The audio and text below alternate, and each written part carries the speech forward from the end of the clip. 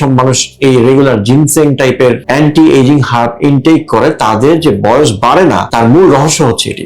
আসলে এই Korean skin বলে আমরা যে জিনিসটার প্রতি খুবই আকৃষ্ট, এর মূল রহস্য কিন্তু হচ্ছে এই জিনসেং, এবং সেটা আজকের নয়, হাজার বছর ধরে এর ব্যবহার এই কোরিয়ান স্কিনটাকে এই পর্যায়ে নিয়ে এসেছে।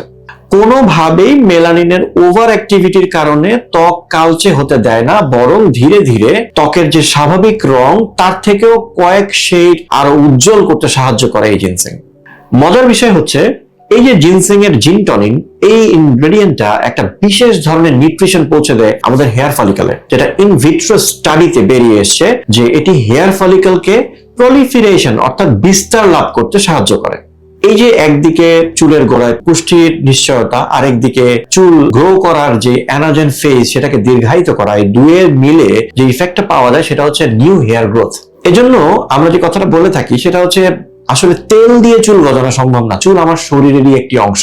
এটি গজাতে হলে কিংবা ধরে রাখতে হলে আমাদের শরীরের ভেতর থেকে পুষ্টি চুলের গোড়া পর্যন্ত পৌঁছানোটা খুব জরুরি, আর এই কাজটি করে থাকে জিনসেং।